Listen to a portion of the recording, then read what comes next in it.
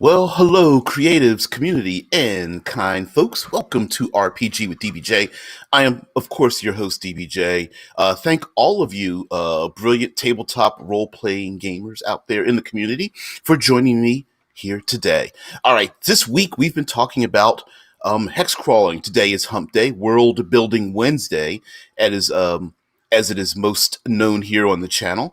And this week we're talking about hex crawling. And today, of course, we have to establish our rules for World Building Wednesday. And of course, whatever we're talking about, we are going to build a setting, a world around whatever subject it is. So sometimes that subject might be Medusa or oozes or Dragonborn or something of that nature. But today we're talking about hex crawling. And so we are going to essentially make a reason for why that we would possibly have hex crawling, and maybe even come up with some really unique ways to do it in our tabletop role-playing experience. All right, so the second rule that we're going to come up with is basically hex crawling essentially is just an overland dungeon. We've already talked about that Monday, Monster Monday and Trope Tuesday, and we need a reason for why we're going to hex crawl in the first place. Why are our protagonists, our PCs, why is the world even involved in exploration? And I think one of the basic things is having a reason to do so, because you can't go back home. I we talked about a number of motivations, whether it's greed, expansion of territory. It could be a crusade, a religious pilgrimage, what have you. And mind you, in this setting, in this world, maybe all of that is necessary. We know for a fact that the cultures in ancient Europe had a very tough time existing. It was this conflict between uh, survival and current population and the resources available to everyone. When you have limited resources, potato famines and the Black Death and things like that. Sometimes there are things that force people to move from one place to another, especially in an ancient community where, like, being sedentary hasn't developed to the point where you can't pick up your stuff and go. We live in a modern society today that it becomes far more problematic to pick up and go, because of the way we've developed our society. But in an ancient sense, picking up and going, for the most part, was pretty common. Even if it had to skip a couple of generations, a lot of times people had to get up and go anyway.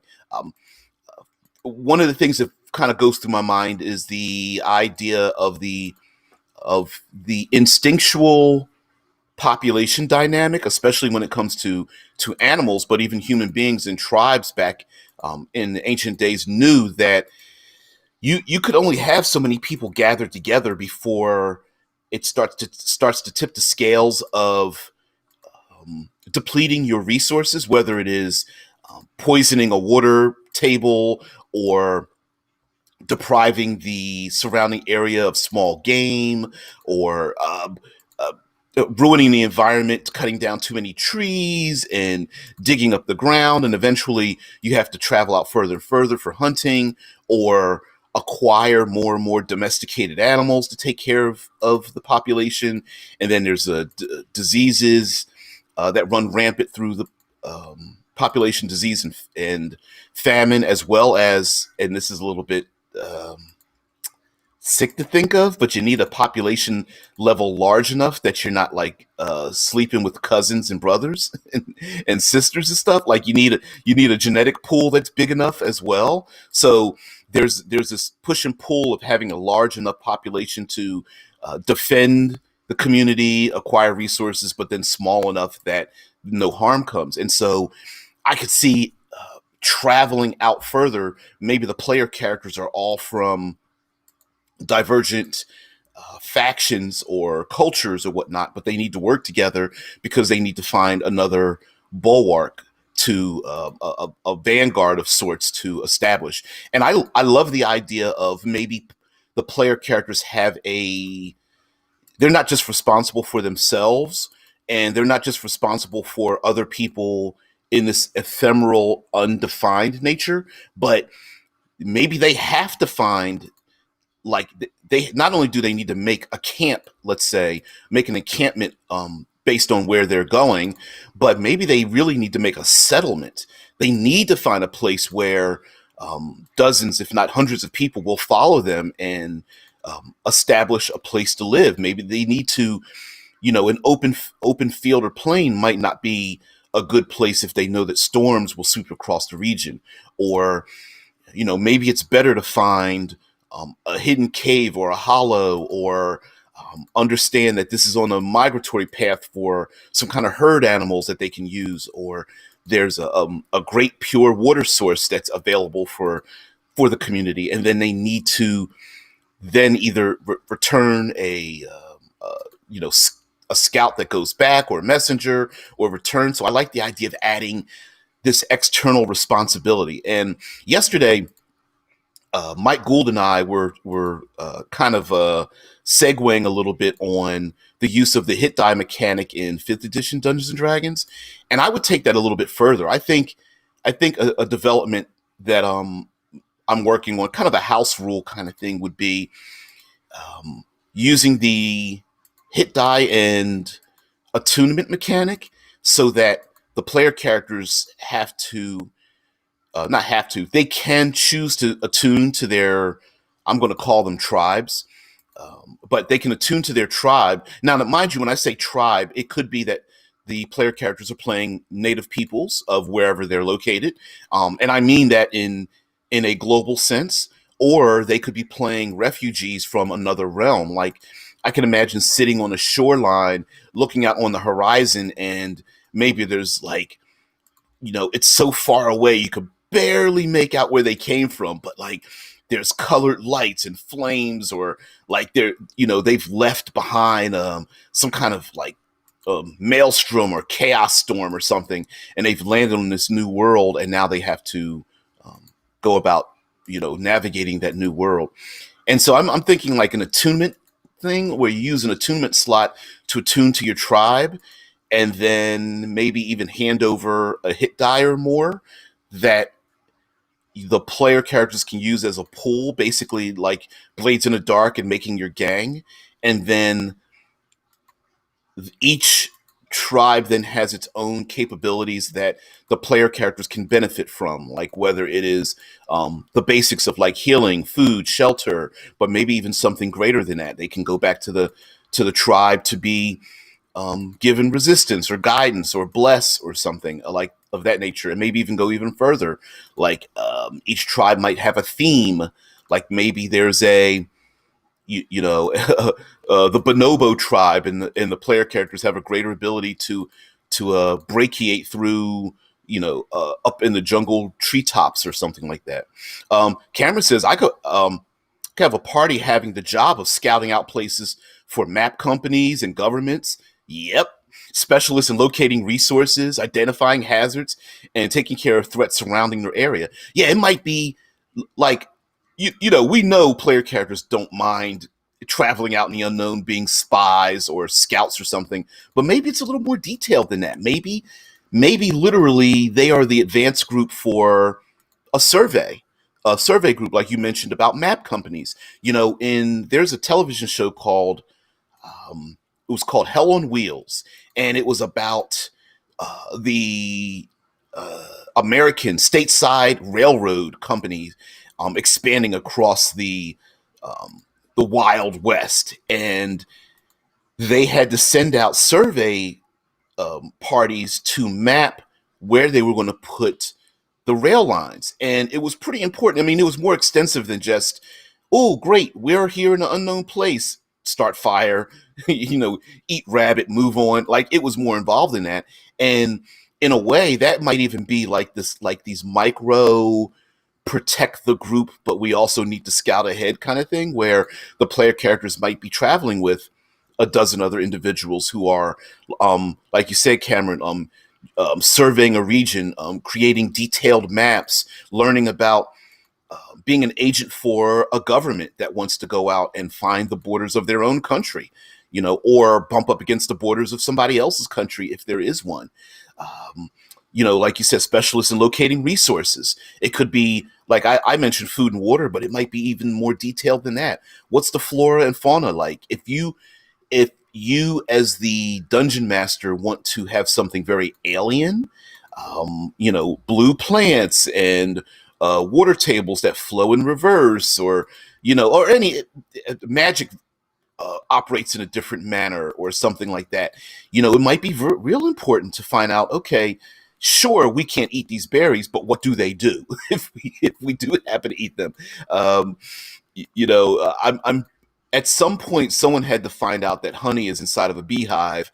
I dare to find out how that individual figured that out, but somehow that might be the case, whether it's like plants, whether it's the seeds, the nectar, the sap, the fibers, all those kind of things. When it comes to animals, what kind, sometimes you're going to have to smell their feces, and do they mark territory? Those migrating owlbears, are they coming back at some point? Where do they sleep? What do they feed their young? How dangerous is that? Do we have, as human beings, have an impact on the environment that we don't see? Whether we're carrying a disease or our own scent is throwing off a lot of the game in the region, whatnot. So yeah, also identifying hazards, physical hazards, um, seasonal hazards, weather hazards. So crumbling ground, mudslides. I'm sure when people got to the Golden Coast in California, they were like, "Wow, the weather's really great here." And then how long did it take them to realize that there are flash flyers, mudslides, and earthquakes? That's not something you just stumble upon in a moment's notice, but at some point the people there realized it. And you may not know it when you start to build an encampment, and then 3 months later there's these wildfires that start sweeping through the region, and you're like, damn it, we already set down our roots or something. So and I think the other before I get to your comment there, Cam, I think the other thing to add to this is um, not just exploring, but rewarding the exploration and stacking. Uh, uh, I guess a good way to describe it would be um, like opening a book and reading to the next chapter. It's stacking chapters of development. So, for example, the players might be the first to be a certain place. Great. Okay, now the next chapter is getting um, establishing an encampment. Okay, now we're going to go even further. All right, now we need to go back and send messages back to the settlement that's following us. Great. Okay, now that settlement's there. All right, now we need to, you know, make a trade route. Okay, and going on. And are we going to build? Are we moving out of tents and teepees to yurts? Or igloos? Are we moving beyond that and building actual structures out of wood? Maybe we get even further and start um, making brick ovens and making things out of stone and brick and what, like how much further do you get into it, into the expansionism and lifestyle and such. And so I think a lot of that has to do with it. And of course, the parallel development of other people wanting to do the same thing, right? Anyway, Spenzarg, hey man. Cameron says, "What if everyone in this world was cursed to not remember their environment, and now everyone has to explore everything for the first time again? Maybe it's the generation or two after the curse." The side note: there is a new game being developed called Wagadu. It is based on Africa, and it is okay. It is an MMO Kickstarter called Wagadu, but there is a free fifth edition. I guess you could call it a starter.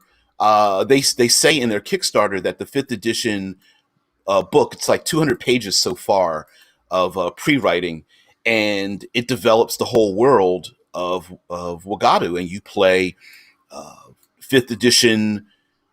I'll call them humanoids in this world of a fantastical Africa.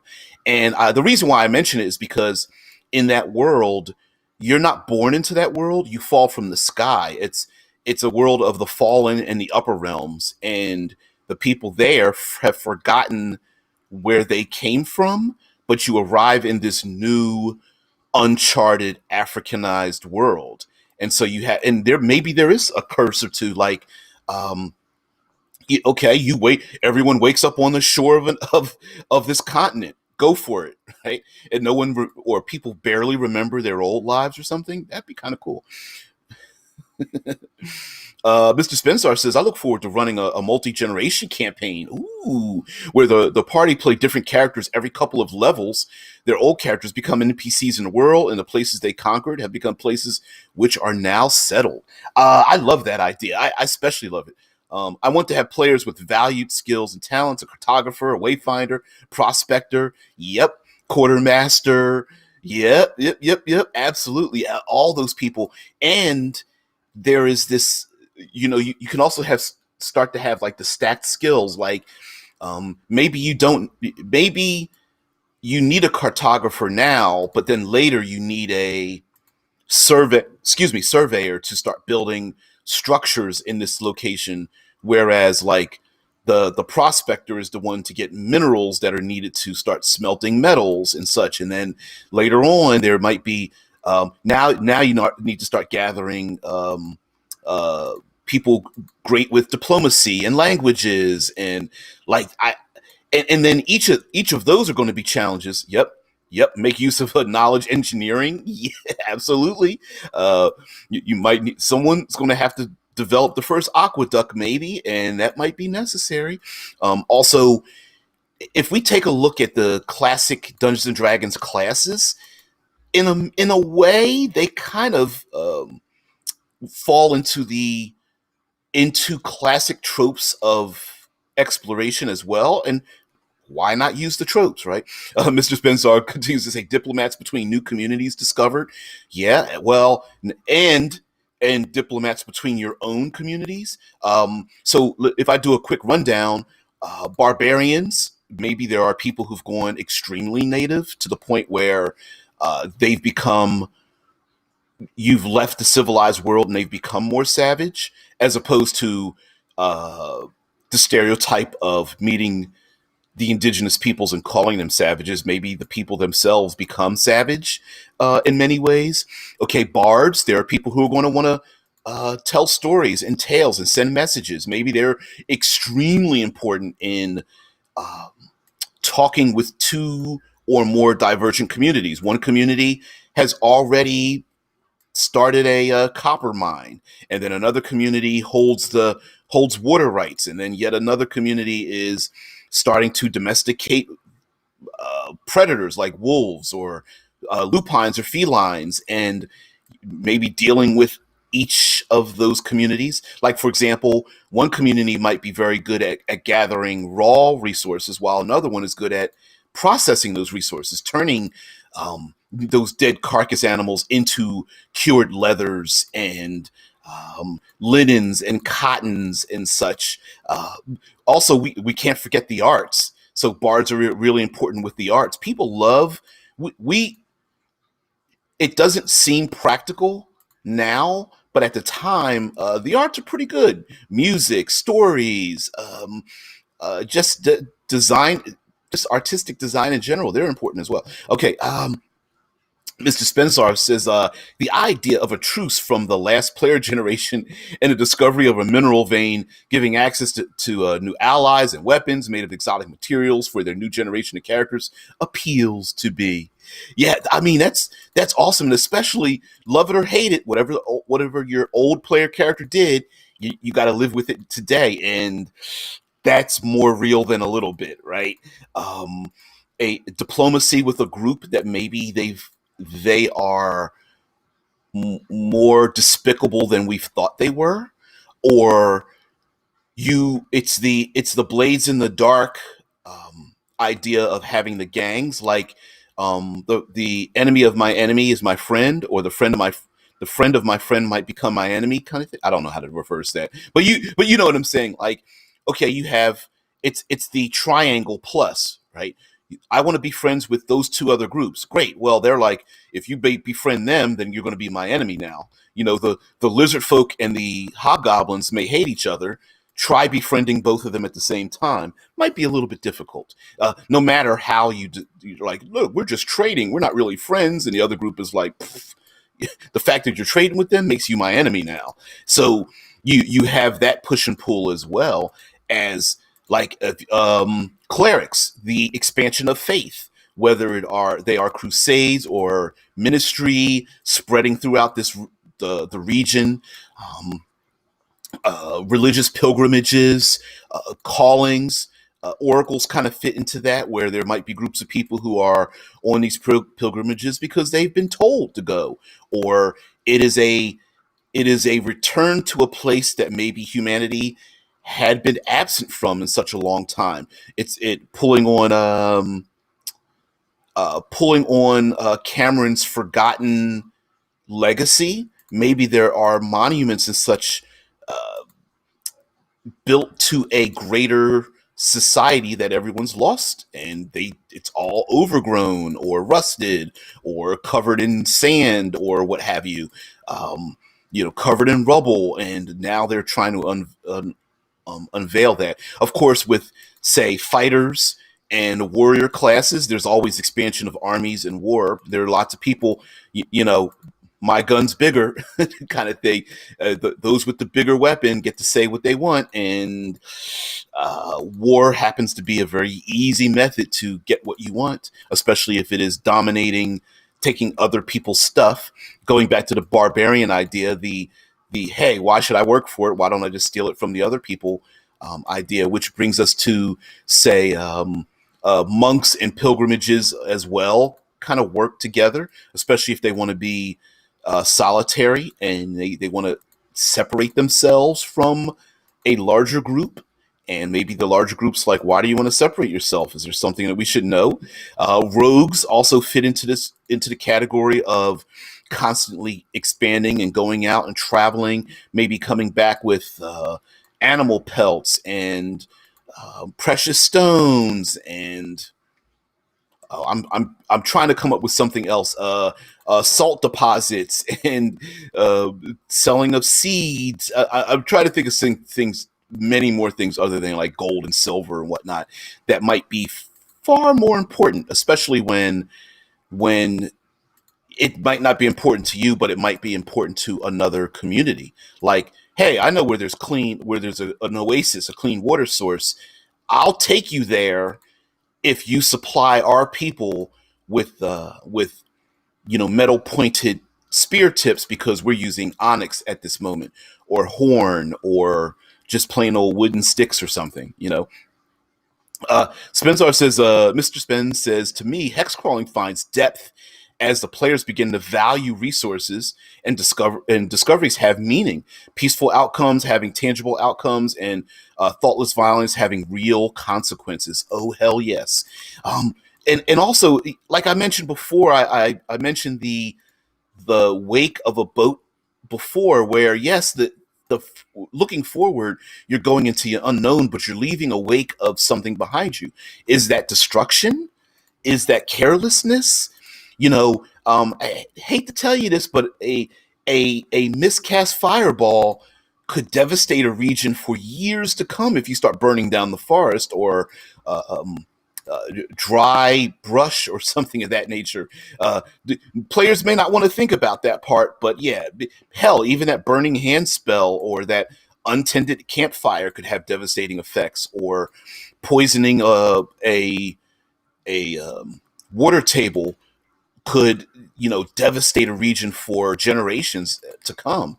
And maybe even magic has a bit of a side effect that we are unaccustomed to. Like, hey, summon a fireball, great, you just made it colder somewhere else. Or I summon a cloud kill spell. Great. Okay, you know what? The cloud kill spell doesn't go away. It now settled into the ground. Now you just poison the earth, and now the plants are starting to die, and they're not going to grow for the next generation. Next generation is like, yep, here's where my aunt cast that spell. Yeah, there's still no life here. Mrs. Spenzar says taking their time to explore caves, not just because there are goblins, but because the minerals that are veined in the cave that they want. Oh, I can't agree with you more. I mean, the like that could be the reward in and of itself, as opposed to kill the goblins, take their treasure.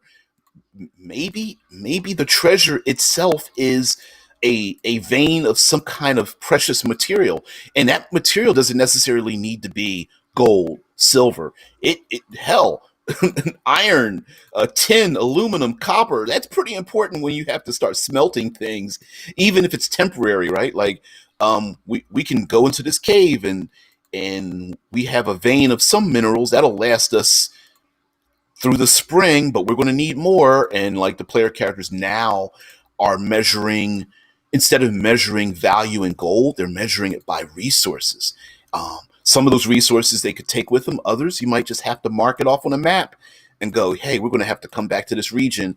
And oh, by the way, we're going to have to lead our adversaries away from the region. Or the player characters come back and they find that many of the people in their community have been captured or killed, or they've been threatened or bribed, or they're sick, starving. They are confused.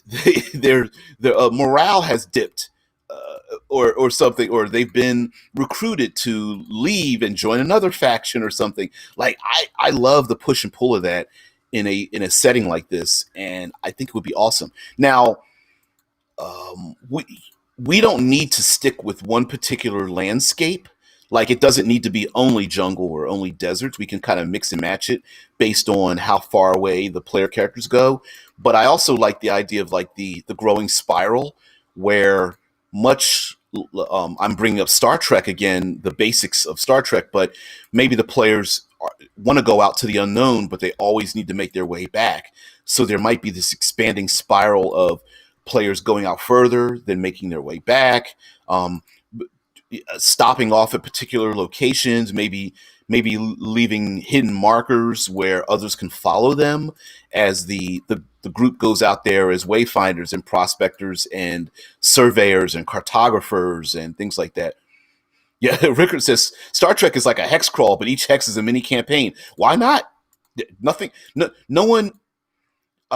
There are no rules to hex crawling, right? Or at least we shouldn't have rules. Just because. So okay, so player characters travel 2 hexes and they find an ancient tomb. There's no rule that says that they have to explore it in 1 hour in one game session and leave and keep going. Maybe they stay there. Maybe there's a native peoples that are coming back to the tomb to inter some of their dead or whatever, and the player characters then have some kind of treaty with them. Or maybe there's something dangerous, and those same people that are going to inter their dead awaken are spoken to by a mummy lord or something that gives them instructions, and the mummy lord goes back down into the tomb, and the PCs are like, ooh, maybe we shouldn't have made a relationship with these people. I don't know what's going on.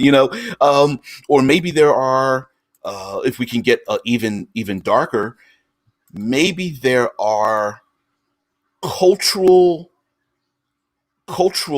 um, actions that are embraced by one faction that the other faction finds deplorable. Human sacrifice, polygamy, cannibalism. I'm trying to think of what's something less disgusting, but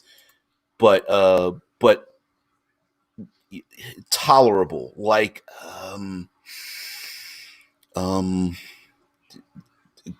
gender, racial, age separations that one group finds is a limiting factor or something. Yep, disrespect of the gods, disrespect of gods and faith and procedures. No man speaks unless a woman speaks first, or um, uh, twins are honored by the gods, and the injury and killing of one twin is a disrespect to the twin gods they worship. Or We never discuss business during meals, or like, yeah, so many of these things could happen. Before you go out hunting, you must have a handprint, a mark of your mentor or elder, the oldest member of your group. Otherwise, you'll be cursed on your hunt. And the PCs are like, we've never had to deal with that, and we're pretty successful. You always go out hunting drunk. Hey, listen, we can't fast forward in the modern day. Oh, my gun jammed. Maybe there's something wrong with it. I'll check. Let me look down the barrel first. See what's wrong. Yeah. Yeah. Yeah. Oh man. Mrs. Spencer says, um, like Rickard said, maybe some people come back from inside the tomb. We're always on the same page there, dude. The Spence says the player's town could take on a squad of archaeologists who study the tombs and ruins they discovered over a series of months. The locals see this as violating the holy burial grounds of their ancestors. You know what? Um, um, I'll get to your comment in a minute about the twins there, Mr. Spence, but um, let's go back to a classic movie, Indiana Jones, right?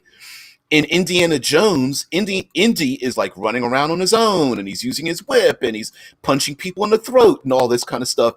But the guy he was up against, he had a whole cadre of people looking for the Ark of the Covenant. I mean, it wasn't a didn't find it in the hole in the dirt, hole in the ground. Oh well, let's move. No, they were literally archaeologists. They spent months. There's people who spend years. There are generations of people who are still uncovering dinosaur bones and ancient tombs and things.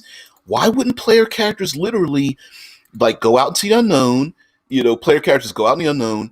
They bring with them the historians, the sages, the bards out there with them, the magi who are like, they themselves archaeologists trying to uncover ancient cultures and magics and stories, and leaving them there and coming back to see what's going on. And they're like, nope, we haven't even opened up the tomb door yet. And the PCs are like, it's been like 3 months. And they're like, yeah, but there's so much to discover out here in the wild. We'll open a tomb in a minute. Mr. Spencer says, oh man, with twins, one is always killed because it's believed they share a single soul between them, and it's considered disgraceful to live half soul. Eek, ugh, ouch. Ow. Oh, that's pretty. Yeah, yeah. Some who value the idea of playing like a Viking. I bring up Jarl DM's Iscloth setting, right? But as we know, there were human sacrifices to the Norse gods, willing human sacrifices, at least uh, historically. So yeah, something like that could. And the other faction might be like, yeah, maybe might not want to do that. Cameron says a party comprised of aliens sent to a magical world by their almighty emperor to covertly gather the world's best romance novels for his collections. You know what? Strangely enough, maybe this explorative world is being explored by other entities that are non-human, and that could even throw another monkey wrench into it. Like, who? No one says that the goblinoids aren't they themselves going out there to explore a world that they can't live in any longer. They're like, it don't belong to you just because you're human. Right? Rickard Johansson says necromancer archaeologist interviewing the natives. Hey, can I feel your skull yet again? Hey, Omen. Um, Mrs. Spence says you can really easily grow the idea of twins becoming pairs of soldiers or warriors who fight together and serve some purpose to local custom or serve some religious significance. You know what? What if a PC through circumstance causes the death of a twin, and now they have to replace that twin? because it's always been known in their culture that a twins are bonded pairs. And sorry, you're the new twin. And the PC is like, what? We don't even look alike. And like, oh, over time you will. You're so wrong. Mr. Smith's like, hey, I have a serious question for you, Thor. Crush my head with a rock, would you, Greg? Thank you. Uh, oh, I get it. Rickard's like was thinking more like, ooh, a zombie. Maybe they could tell us what this glyph means. Yeah, I was thinking more like, ooh, you'd make a really cool zombie. No, but yes, you are absolutely correct. Like, and our in a world where you explore things, maybe our expectations aren't what they think they are. Now you can go a little too far with this. We can all be so creative that every expectation is is destroyed and rebuilt. You go a little too far. Like, but okay, so an example, using the zombie example, maybe zombies in this world, this new world, or at least by this culture, aren't evil.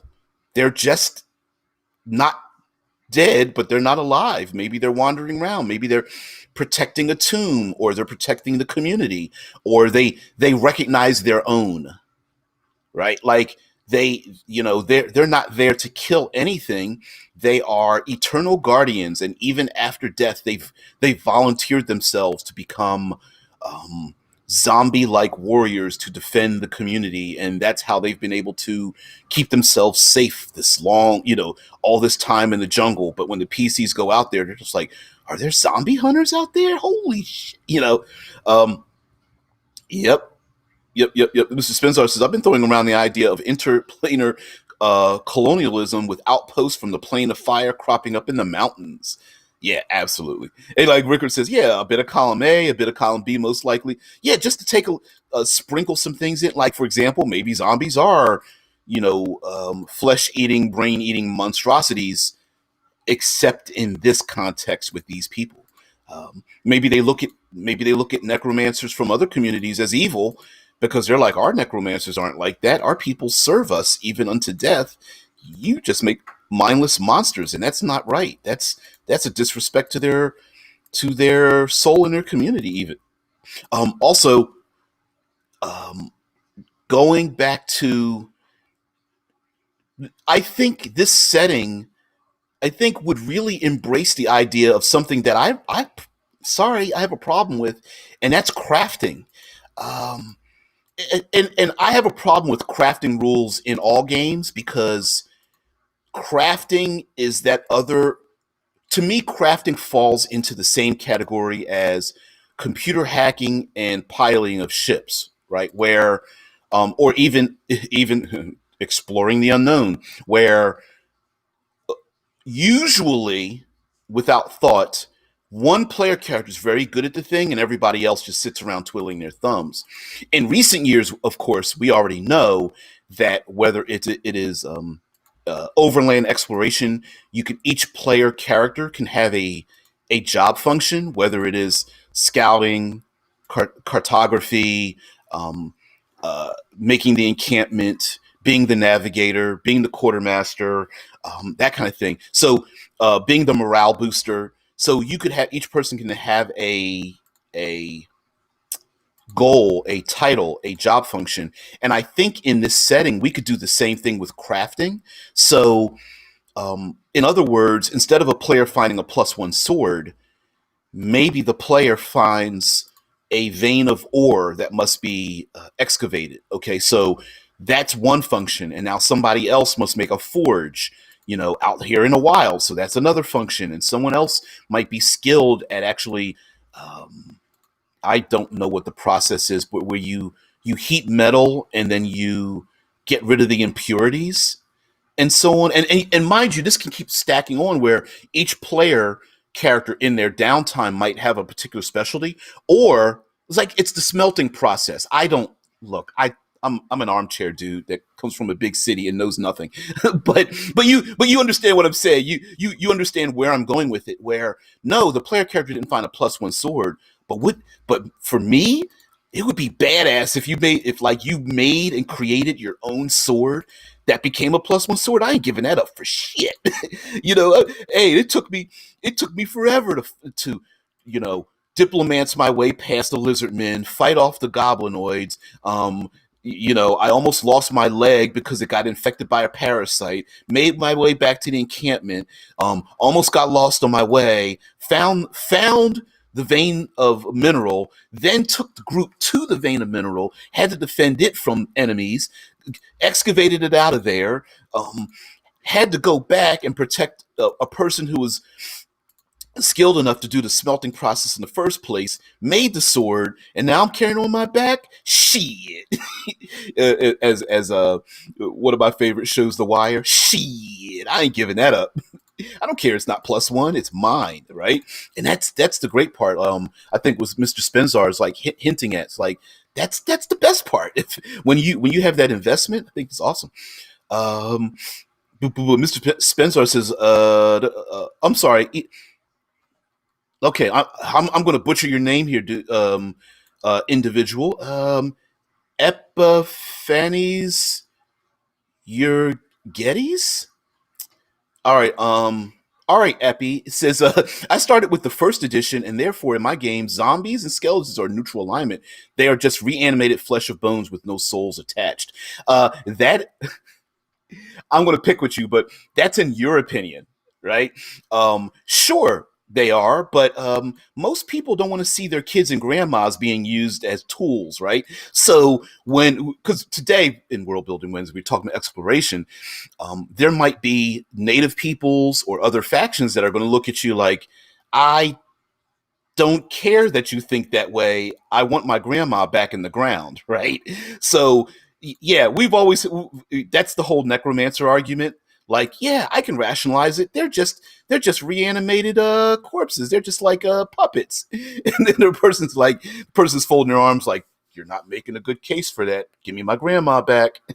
Right? Like, yeah, that's sure. And I agree with you, right? Like maybe in this world they are neutral. Yep. Thank you. Yep. Yep. Um, your Getty says, and that's what that's what makes it fun. There's a conflict, of course. When there's drama, there's conflict. You gotta have that. You gotta have that as well. Mike Gould, what's up, dude? Says, perhaps or finding gems or carving the correct runes that activate it. Perhaps it needs to perform a heroic deed to awaken. Yep. Maybe it's not like the magic item. Eyes are watering. Magic item creating process. And it doesn't need to be a magic item, but maybe that process has nothing to do with our scientific understanding of what a thing takes to make a thing. Maybe it's far more. It's more arcane or religious. Like finding a gemstone itself might not be magic, but taking that gemstone and putting it in the nest of a griffin and waiting 3 days hence will, as a heroic deed, will bring about the ability to grant this gemstone to give you the ability to I don't know, fly or something like that, right? Maybe that's what does a thing. Yep. Oh man. See me skelly man, me smash skelly man. Oh man. Uh Ricker's like, did you say exploration? Did you say expiration? Because I think zombies and skeletons are humans after the expiration date. They sure are. They sure are. Mike Gould says Earth Dawn, inferred that the weapons of true heroes would become special by giving names and then performing heroic deeds with them. A sword that slew a demon might awaken as a sword specialized for it. Oh, also, the let's go back to Mr. Gould. You weren't here when I mentioned the idea of using hit dice and attunement as a method to attune to your tribe. um, and the attunement to your tribe grants you certain special capabilities or something. Maybe the same might be true by performing um, not just legendary acts, right? Like climbing that high mountain or crossing an accursed desert and coming back and bringing back resources. And maybe the stories told, the stories told to the community are the thing that elevates the thing to become the thing, right? What's up there, Daniel? Yes, like the player characters must attune to their tribe and hand over a hit die or more, and then it sits like a pool, like I mentioned before, like a Blades in the Dark gang, where the tribe is a pool of something that can be expended. So let's say your character's fifth level, you hand it over two hit dice to your tribe. It sits in the tribe, so you can go back and get it and get it. That's a air quotes, and use it for like healing, or maybe it could then be spent for something else, whether it is like an oracle is in the tribe and gives you a, does an augury to predict the future, or they're going back to that blacksmith or something that can forge, another sword or make for you a couple of more javelins or something. Rickard says the thing that is the thing and becomes a thing that is the thing that we need. We need the thing, right? Yep, yep. We always need the thing for the thing, right? The Smurf, that Smurfs. So anyway, um, I also like the idea of like the folded in PCs have responsibility over a larger community, and then that community then grants them something. Like, for example, maybe, okay, if we use the Dungeon Master's Guide, there are optional rules for extending out long and short rests, right? Now, I know blasphemy, but so is multi-classing is an optional rule too. Yeah, just saying. So maybe if you are out by yourself, long and short rests take forever. It might be what is it? Short rest is 8 hours and a long rest is a week or something. It's something out like that far. And maybe, so if you're by yourself it takes that long, but if you make it back to your encampment, maybe a short rest is like 4 hours and a long rest is like 2 days. And then if you make it back to your larger settlement, a short rest is an hour and a long rest is 8 hours. Like you could do something like that. I know that seems a little bit too into the weeds, but sure, why not? Um, Cameron says, Igor, Master, the zombie in the fridge is molded. Would you like me to throw it out? Dr. Frankenstein, no, my dear Igor, it's a science experiment. The zombies are moldy. Checking the expiration date, shaking it, taking the top off, sniffing the crypt. No, that's still good. Click. I love it. But man, we should make this the necromancer channel. No, but yeah, I love the idea of exploring out, bringing things back, and that, like I said, that spiral of out, back again, and with adversaries in the world, they could be they could not only be tracking the PCs and following them, but even like scavenging behind them. Or hell, who's to say that the player characters don't even gather together around them like some kind of like sycophantic fanatics that are like, "Oh, we want to follow you," and the PCs are like, "Yeah, we can't take all 20 of you with us. That's the whole point. We're trying to be silent." And they're like, "Shh, we'll all be silent, right? Shh, yeah, we won't say anything. We're going to keep our mouths shut." um, kind of stuff. Mike Gould says, with regard to the undead argument, would non-humanoid use of bones be forbidden? Say an animated chair made from bones that carries its animator? Don't know, but it sounds a little problematic to me just thinking about it. We love to rationalize ourselves out of this kind of thing, and my thing is, you can't do it. You can't. As long as people have death rights in their culture, you're going to come across as the bad guy. It doesn't matter whether you are or aren't. That's like in our modern day. Like, I, I I know they were dead, but I still wanted to have a relationship with them. That's why they call it necrophilia, and it's terrible. Are they hurting anyone? Nope. But yeah, but no. It's the cannibalism argument, right? Again, you're not really hurting anybody. Not if they died and you didn't kill them. If they died naturally, right? But yeah, no. um, Rickard's like antibacterial fungus that only grows on zombies. Gotta squash them down, rub them down with the hand sanitizer all over the bodies because you got to keep the zombies clean.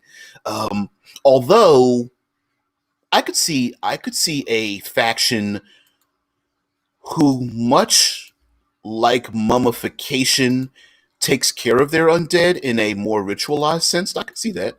I mean, as at flipping the script, since I'm arguing the fact that necromancy is pretty horrible, I could see a tribal faction doing that. Why not?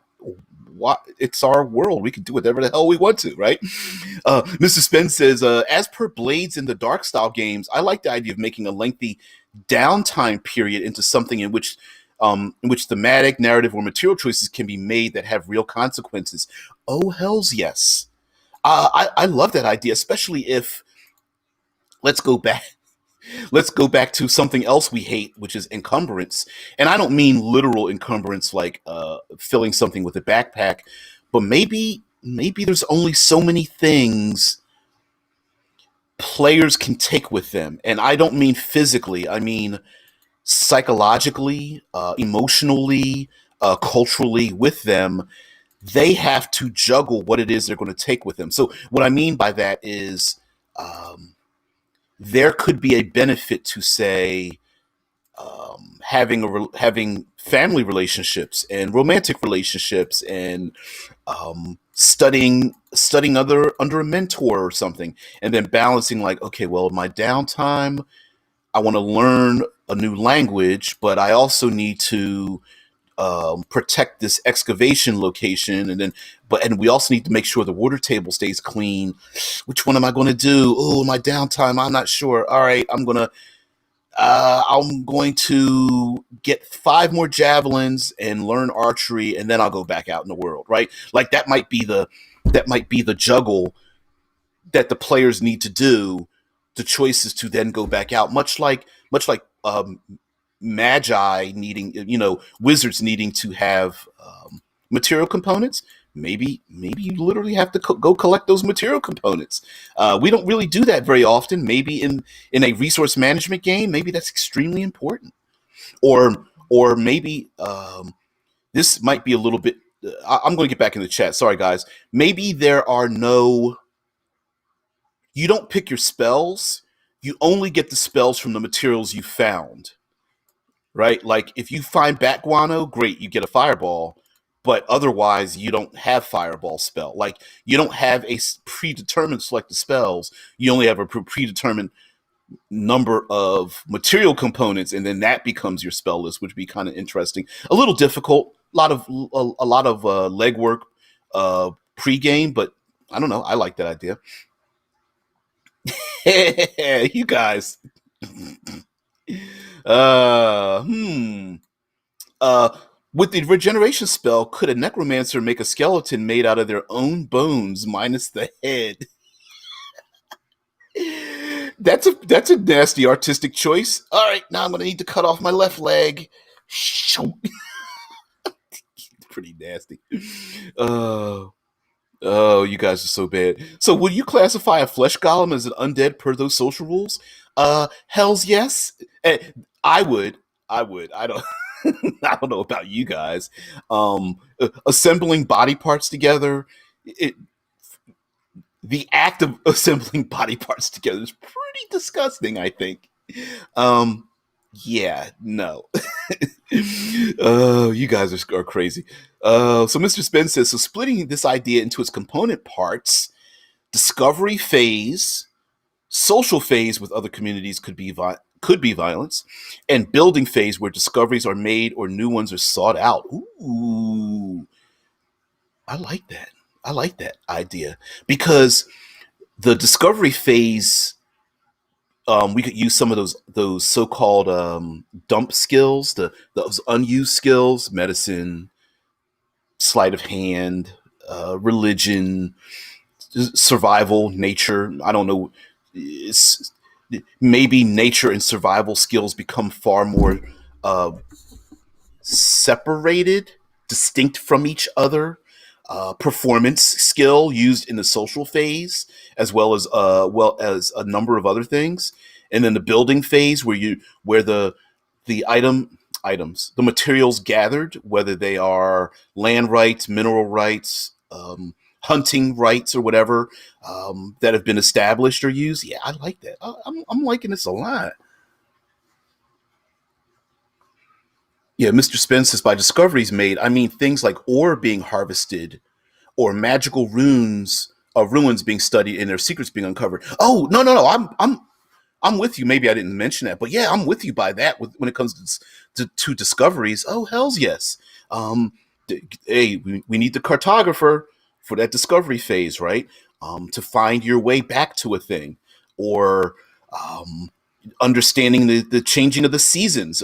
Cam brought that up the other day about, sure, it's spring now, but when winter comes, things might be a little bit different to get through this region.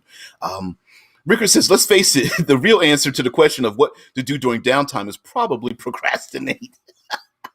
Sounds like me. Although, side note, I just finished my first draft for the Onyx Publishing Kickstarter. So I've submitted my bestiary for It Came From Beyond the Grave. So I'm done with the not done. It's my first draft. I need other eyes to look at it. So the people I'm writing with are ripping it apart. So and there's some undead in there too, skeletons and things like that. So yeah, yeah, yeah.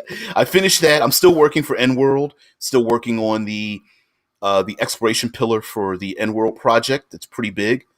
Um, no, the Kickstarter hasn't come out yet. It's not out yet. It's a bestiary from Onyx Path Publishing for It Came From Beyond the Grave. Yeah, it's a. I'm a contributing writer, so yeah. The hard part was I had like a 4,000 word limit, and I like wrote over 5,500 words, and then had to cut it back down because I like to overwrite. But yeah, it's a thing. It's a thing. Um, oh man. Anyway, okay, sorry. Going back up into the chat.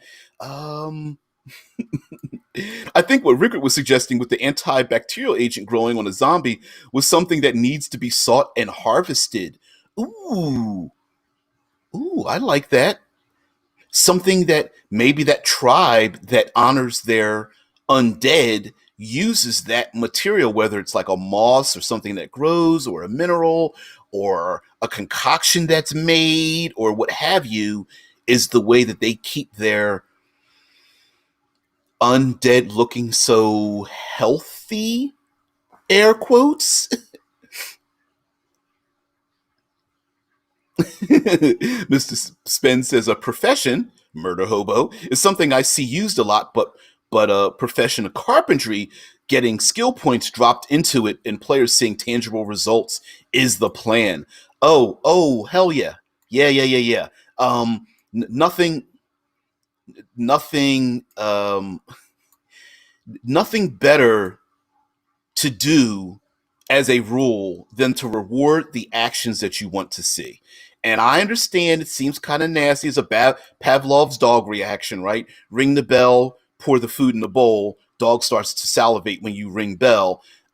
Human beings, we do the same thing. We do the same thing. Michael says medicine idea.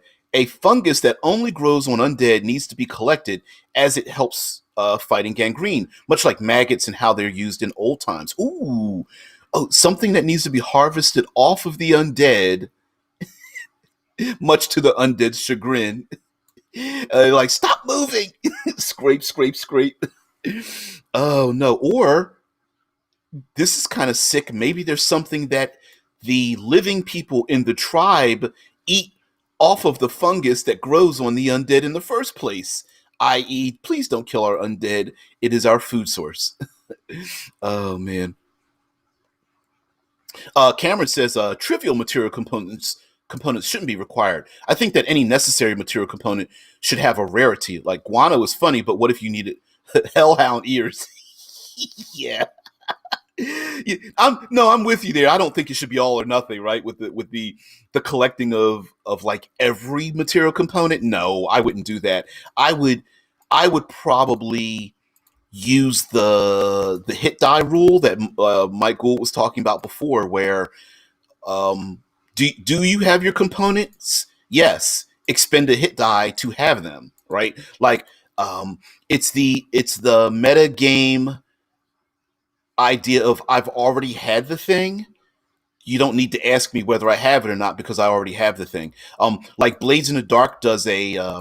I know bring up Blades in the Dark for some reason again and again, but Blades in the Dark has a thing called um, you can carry loads with you, and a load is like it's like between like 1 and 3 or like 1 to 6 or something, and you don't define what you've loaded yourself with, but you just say, I'm carrying 3 items. And then when you need to pull out a tool, you just mark off and go, okay, well, one of the 3 things I'm carrying is a shovel.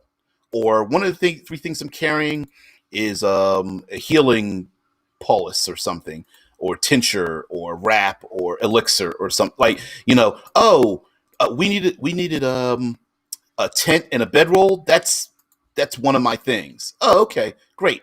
You pull that out, right? Like you could do it that way as well, where you have a number of components undefined and you just boom drop the components down like an equipment slot. Yep.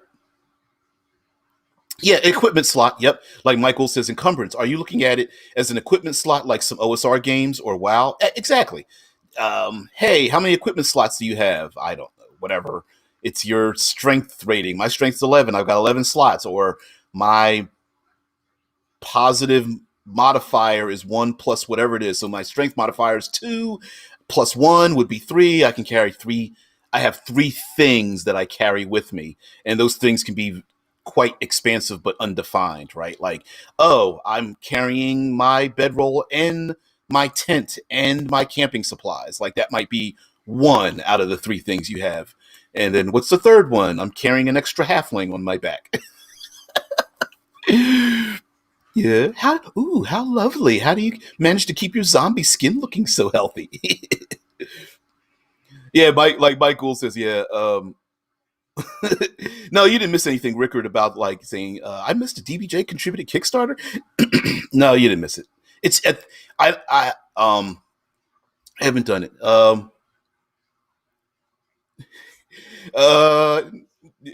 Thank you there, 305.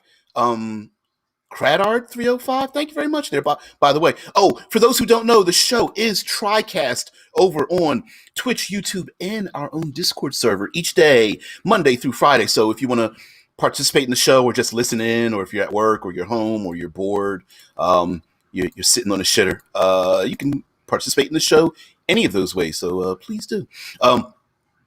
Michael's like 4,000 word limit. I'd bust that in 2 days once I get in the groove. Congrats. Yeah, 4,000 words. Yeah. The problem, the problem with typing out 4,000 words isn't doing it. It's it's bothering it. It's a scab that you pick at too early. It's like write it and leave it alone. You edit it down and leave it alone, because I found myself going back to it, and then the word count was starting to rise by bothering with it. And as everyone knows, as an artist, as a creator, um, you're never done. You just meet deadlines. That's really the rule. Yeah. Oh, you don't. Yeah. Thanks, dear. 305. K305. I'm gonna call you that if you don't mind, or whatever. I'll come up with something more appropriate, or whatever. Cradard 305. Thank you very much, there. By the way, yeah, and by the way, there's a if you are not a complete Twitchian and you are YouTubian, there's probably 800 to 900 hours of past content if you want to look at it and stuff. So there's that too. All right. Anyway, Cameron says seeking and harvesting material components is something that I'm writing into my new campaign. Ooh, some are easy to get, some are dangerous to get, and some of them requires questionable actions to obtain. Yeah, the tear of an angel, the ears of a hellhound, the the the blessing of a pit fiend, right? Like, yeah. Mike Gould says, "Yeah, I fidget with my writing a lot too." Yep. But anyway, let's scroll. Let's circle on back. Yeah, today is of course World Building Wednesday, and we're talking about hex crawling. Like, why should we have hex crawling? You know, Mike Gould's like questionable actions. That's what the extra halfling is for. Always carry an extra halfling in your back pocket because you never know. All right, half. Go get the you're gonna need to get the gonad hairs of a pit fiend or something. Go get it. The halfling's like, seriously? With tweezers in his hand. Seriously? Yeah, you're gonna have to go ahead and get the pube hairs because I need it for my spells. That's a nasty segue. Anyway, the um another reason for the us going on this creating this setting where exploration is necessary might be that um, the the no place like home might not exist, right? Like, maybe there's something that is inexorably spreading throughout the world for some reason that forces everyone to be on the move. So maybe there are very few, if any, stationary locales, the classic roll open a map and there's stable locations. Maybe there are nomadic locations, even like, and I'm talking like mobile cities or um, uh, encampments that move with herds or even things that might move through the sky or something. Like, maybe everything is so mobile in our explorative world, moving by season, moving due to the environment, like earthquakes, tornadoes, hurricanes, tsunamis, mudslides, forest fires. Maybe there's natural environments that are making people that are forcing people to move, or maybe there's sorry, you guys.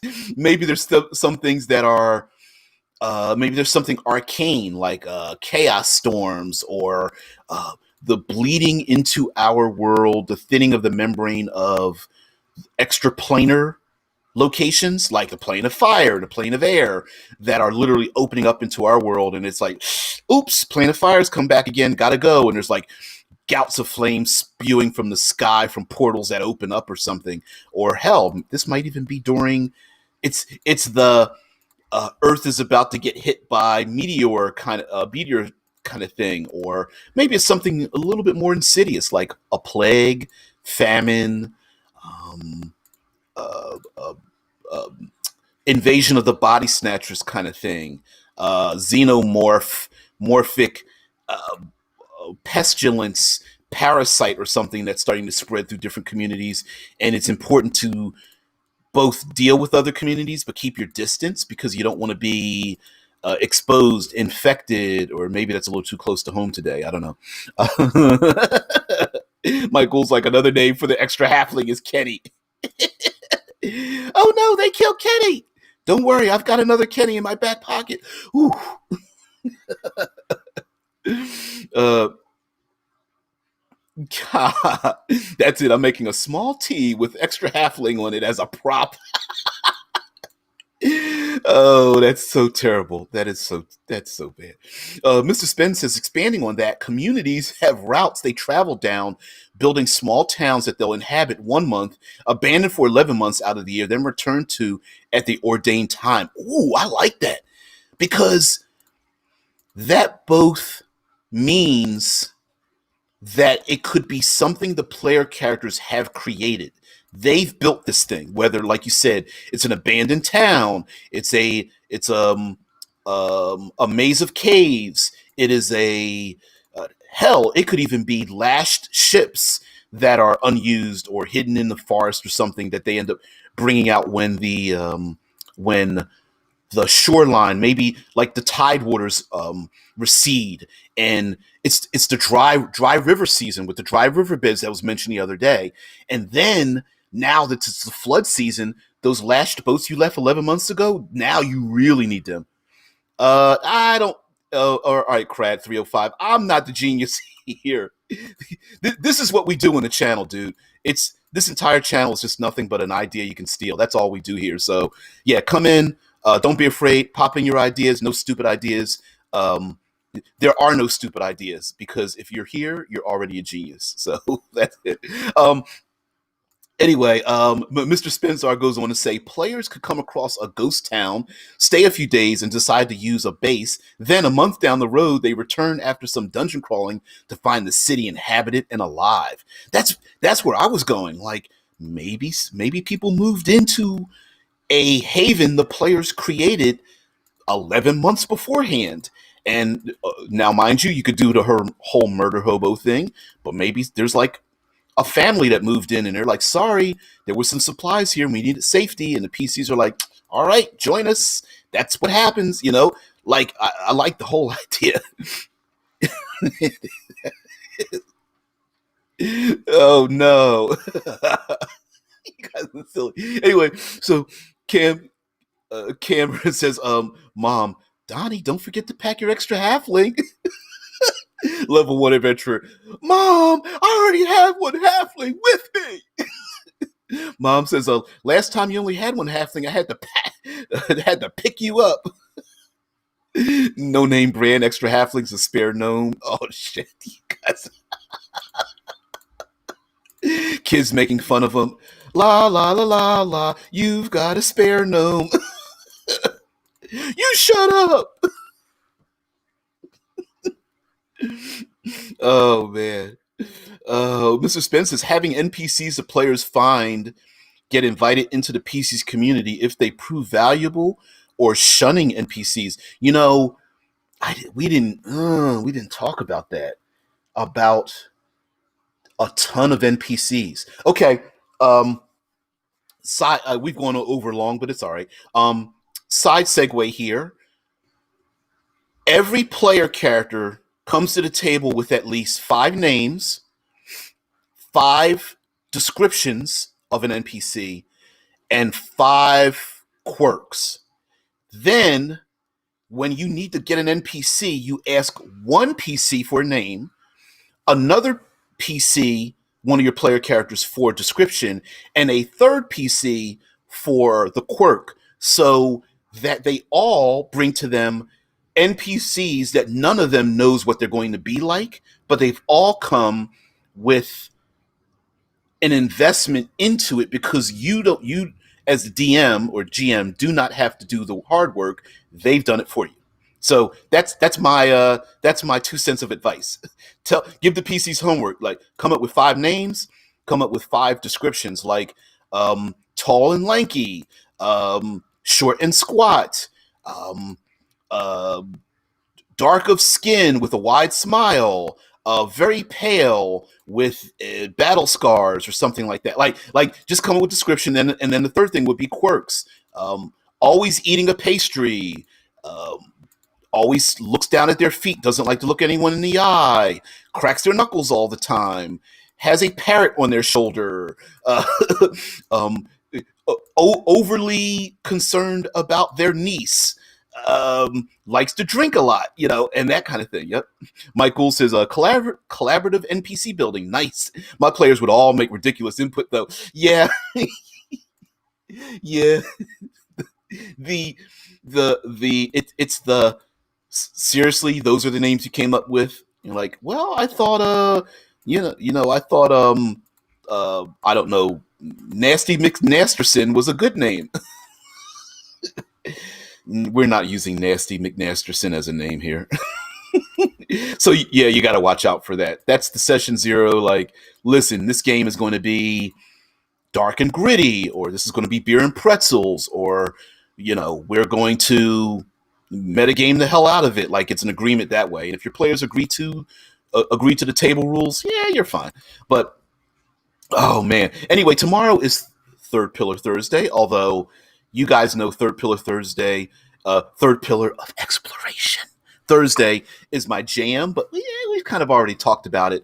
But I think tomorrow we're definitely going to talk about things like, all right, so how do you get a huge community up a cliffside or across a raging river or across a desert or through a an overgrown swamp or through monsoon season or saving people's lives in a forest fire or I think that part of the exploration pillar, the literal exploration, the climbing, jumping, swimming, navigating, getting lost, I think would be really awesome. Like, sure, my player character is a badass, and I in 1, 2, 3 swoops I get across the raging river.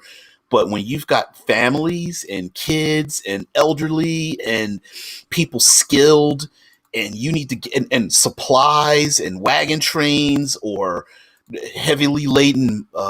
We didn't even talk about mounts and pets and labor animals and stuff, which might be another thing as well. Following herds and all that kind of business. Yeah, I'm gonna love it. I'm gonna love it. So, and of course, the changing of the seasons. Spring, great travel season. Wintertime, maybe not so much. Dead of summer. Some places here, especially here in the Midwest, yeah, we get all 4 seasons, and it's terrible and deadly sometimes. We get all 4 seasons, and all 4 seasons have their own little hazards in the Midwest. It's like, because you're like, spring? What's wrong with spring? Oh, I don't know. Wasps, bees, mosquitoes, hay fever. It's all of it. So Mr. Spencer was like, yo, real gangster PCs build bridges over rivers. Lazy players swim. You know what I'm saying? That's gonna have to be the that's gonna have to take us out there, Spence. I'll be in the Discord for just a couple moments here because today is my day off. But anyway, glad to have you excuse me, over on Twitch there, Cratter 305. Great to have you there, K305. Please join in, tell your friends, family, and loved ones. Tell all the grandmas or even the people you hate about the channel. Just like, share, subscribe, follow, whatever you guys like to do out there. Everybody have a great day. I will awkwardly turn off the chat at this moment. Everybody take it easy, and I'll see you later. Bye. Have a great one. Mm-mm-mm.